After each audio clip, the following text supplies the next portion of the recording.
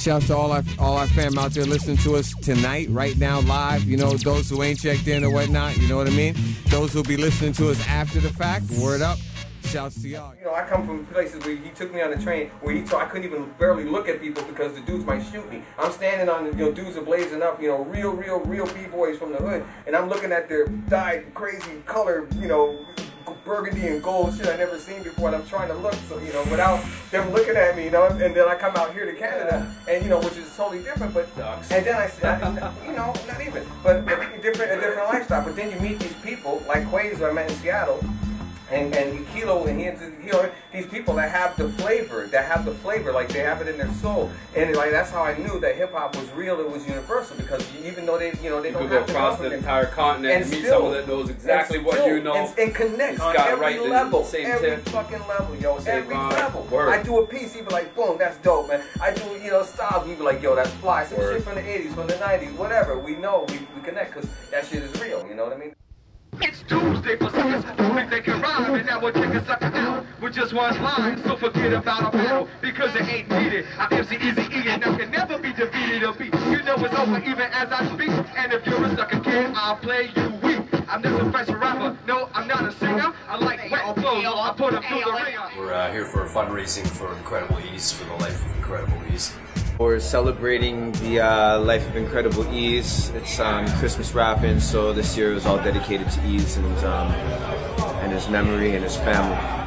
This night is, you know, a lot of people paying tribute to Ease. Is a celebration of his life and his legacy. This year we had to do it in respect and loving memory of the Incredible Ease, one half of EQ. Van City Foundation hip hop group, you already know, Crispy Biscuit show. Yeah, man, it was all about my man Ease, paying respects, you know, trying to give back to his family. Hopefully, you know, the money we raised helped out. We got 33 kids, we got Northwest Division, we got Jay Denny, we got Kai Skywalker, we got Evil Ebenezer, Sweatshop Union, Checkmate and Concise, Kiprio, Snack the Rock, Ripper, Sunreal, Rascals, and Swollen members. And we also have the Grand Imperial DJ Kilo C ending off the night tonight. Crispy Biscuit forever! I first met Ease through, I'm sure the way a lot of people did, through Crispy Biscuit radio station. So, you know, it was really, it became the living room for, I think, a lot of Vancouver hip-hop artists at the time, all the, you know, B-boys, B-girls, graffiti writers, DJs, MCs. The door was always open, and that was one of the greatest things, I think, that we had going on in the city at the time. It was one of the spokes in the hub of what was Vancouver underground hip-hop. He was the guy that the people that I looked up to growing up, looked up to. Crispy Biscuit was such a formative part of my teenage years, my late childhood. It shaped so much of who I am today and gave me so many of my passions and interests that I can't overemphasize the importance of it in my life. I definitely grew up listening to him on the Crispy Biscuit. I used to tape the shows all the time and like go to art class and just vibe out and like draw like it's art inspired by like Deadass and stuff like that as well. But it just really introduced me to, with him and Kilo, it really introduced me to a lot of music and got me into DJing, like 100%, huge influence on my career and life.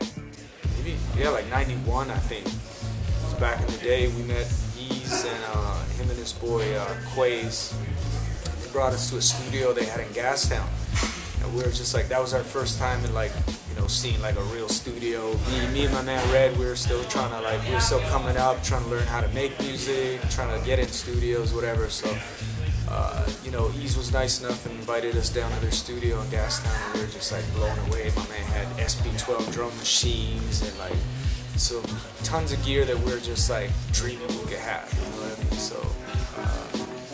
Yeah, plus seeing their video on Much Music at the time was a huge inspiration for us as far as like, you know, seeing that dudes from our city could make it happen. So that was just fuel to our fire to keep going and keep trying to make music. Time we go, still kid, you can't see me on the microphone because I've been doing it for years. Guaranteed to grab the microphone with no fear. With a E on my chest, yo, later for the S, and pass it to my man, he will see me rock the rest. He was one of the first, if not the first, independent hip-hop releases in Canada with their own video and their own record label.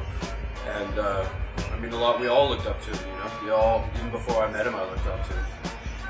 He's a good role model, good as an artist and whatnot for young people coming up to be like, to mold themselves to be like. Great radio host too. If you could say anything to him, what would you say? I'll see you on the B-side, my brother. We'll see you there. Thanks for everything. Thanks for contributing to Vancouver, Northwest, and Seattle. Your music was remarkable. Your legacy will live on. I will continue to keep your name alive so people know who you are. EQ should live on.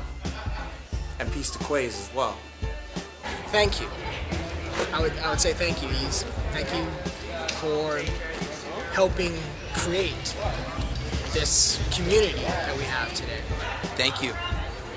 Thank you for your laughter, your love for hip hop, and bringing the music to me because I'm living it now through you.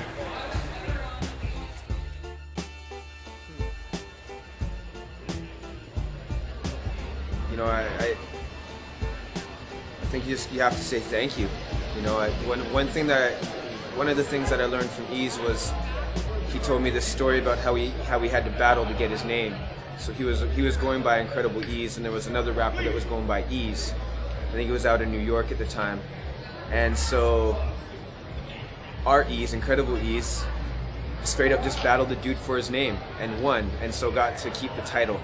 And at the time it was a dope story, but the more that I thought about it, it was more than just a dope story. It showed, it was a real stamp on Ease's character in that he wasn't afraid to say what was on his mind, and that's such a rare thing, I think. And at that time in radio, when it was something that was so young and so new, and at times maybe volatile, interesting situation to handle, I think. And he always just went about it with a touch of class and in a perspective that I think a lot of people at the time didn't recognize or appreciate because we were so young. And he was just wisdomatic beyond his years. Once we just iron out. I just want to drive the limo, dude. No, man, I got big. This is my last point. Like, I'm at the point in my life where it doesn't matter. Like, what I mean? I reached that certain age. You're like, all you can do is push ahead. You know what I mean? When you're young, you have cool hurts still younger, you have to. Yeah, exactly. But you have high lofts and high goals. Then you get a little bit older, and then you get some of those goals, and attain some of those lofts. But then you realize, okay, I gotta things change. So I gotta flip it around and do it another way. You know what I mean? And then you make another. You make another set of goals and another set. Stop having babies. And it's, yeah, well, I never had that shit. But yo, and now it's about like what I told you about the cast. Keep that.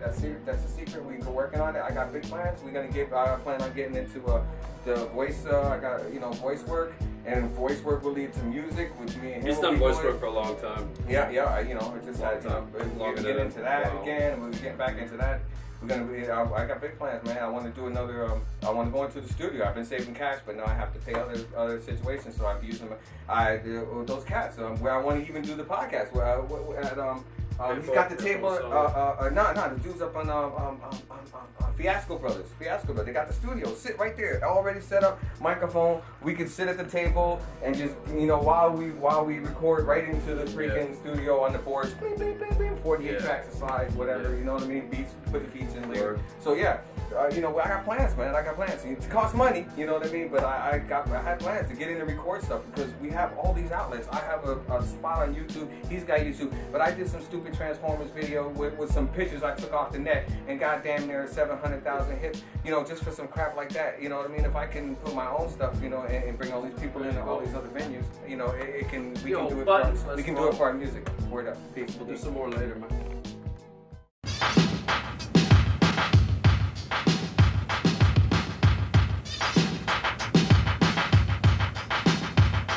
Rap.